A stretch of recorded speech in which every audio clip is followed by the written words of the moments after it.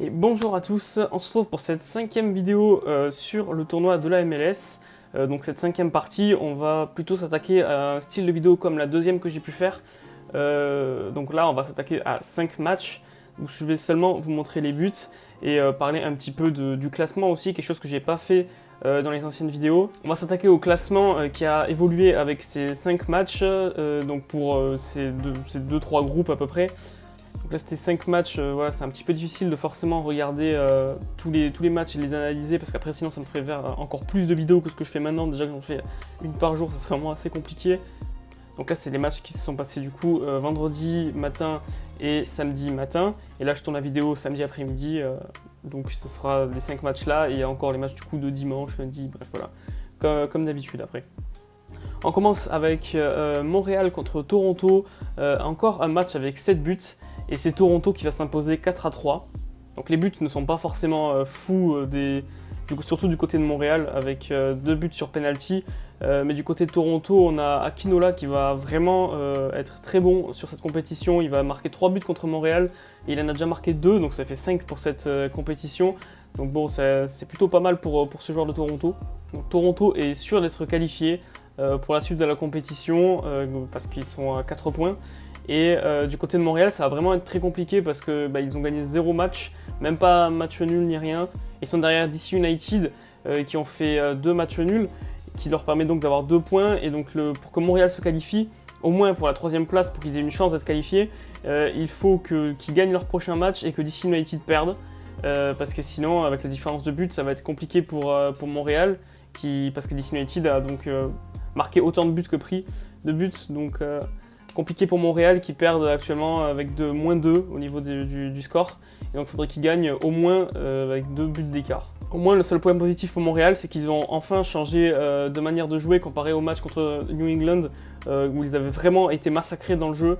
Là au moins ils ont essayé de revenir au score et au moins ils ont marqué des buts et c'est déjà ça, même si pour l'instant c'est assez compliqué de les voir plus loin dans la compétition. On continue avec Columbus contre New York Red Bulls. Match gagné 2-0 par Columbus avec une nette avance d'après les stats. Après, pendant le match, on a eu 30 fautes en tout. Un match avec beaucoup de fautes et c'est pas forcément beau à regarder, un match qui a plein d'arrêts comme ça. Pour Columbus, c'est fait, la qualification est forcément faite. Ils ont 6 points, ils ont gagné leurs 2 matchs. C'est d'ailleurs la seule équipe pour l'instant à avoir gagné les 2 matchs sans avoir encaissé de but. Et on les voit mal être autre part qu'à la première place, sachant que leur prochain match est contre Atlanta. Équipe qui du coup n'a encore rien gagné et même pas marqué une seule fois même. Donc dans le match qui opposait DC United à New England, on a eu 1-1. Voilà, match où il s'est pas passé quelque chose de spécial, en tout cas d'après les stats, ni rien. New England a quand même tiré 14 fois et DC United que 5 fois, mais bon à la fin il n'y a eu qu'un seul but des deux côtés, donc avoir tiré 14 fois c'est bien, mais ça fait pas tout le match. Comme j'ai dit plus haut, DC United ça va être difficile pour eux aussi quand même par rapport à Montréal. Ils sont obligés de au moins faire match nul, c'est quand même plus simple que pour Montréal, mais s'ils perdent et que Montréal gagne, c'est Montréal qui passerait devant, en tout cas à la 3e place. Et pour New England, ils sont pratiquement sûrs d'être qualifiés, tout dépend en fait si DC United gagne en fait, c'est tout. Donc ensuite on a eu Kansas City contre Colorado Rapids, match qui s'est soldé sur un 3-2 pour Kansas City contre une équipe de Colorado réduite à 9 à partir de la 74e minute. Colorado a donc perdu 2 de ses joueurs en moins de 15 minutes, ce qui est plutôt grave pour une équipe de ce niveau. Donc j'ai pas réussi à trouver le 3e but de Kansas City, mais j'ai réussi quand même à le voir en tombant un petit peu sur les sites. Donc c'est un but qui a été marqué sur corner. Un des joueurs de Kansas City va récupérer le ballon dans les pieds et il va vraiment y avoir un gros tas de joueurs devant lui et il va tirer dans le tas et ça va rebondir sur un joueur de Colorado qui va faire rentrer le ballon dans les cages. Bon match de Kansas qui a d'ailleurs réalisé 17 tirs. Donc pour Colorado Rapids, ça va être assez compliqué pour eux de se qualifier pour la suite parce qu'il faudrait qu'ils gagnent leur match avec au moins 3 buts d'écart et que Kansas perde avec au moins un but. Donc c'est un peu trop circonstanciel et on peut dire que c'est quasi impossible pour eux.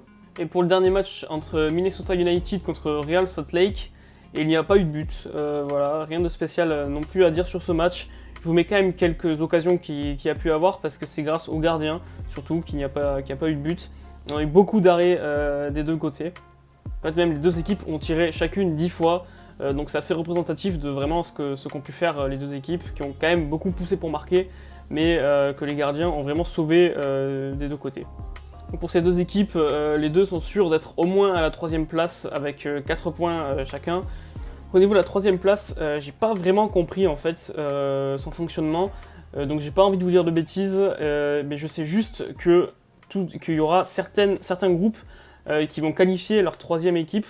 Par contre, je ne sais pas sur quoi ça se base, j'ai essayé de chercher un petit peu, mais j'ai pas vraiment compris en fait. Mais voilà, ils vont pas tous être qualifiés quand ils sont à la 3e place, mais il y en aura certains qui le seront. Voilà, c'est fini pour ces 5 matchs. J'espère que la vidéo vous aura plu, même si elle est quand même beaucoup plus courte que les autres. Donc pour la prochaine vidéo, je vais analyser un match normalement. Ça devrait être les matchs du coup de dimanche matin, ou samedi soir plutôt. Et bientôt on se retrouvera donc pour une vidéo sur Rocket League. Voilà, j'ai vraiment envie de tourner une vidéo sur ce jeu. Et ça devrait arriver dans pas très longtemps. Et donc voilà, je vous dis à bientôt et bye!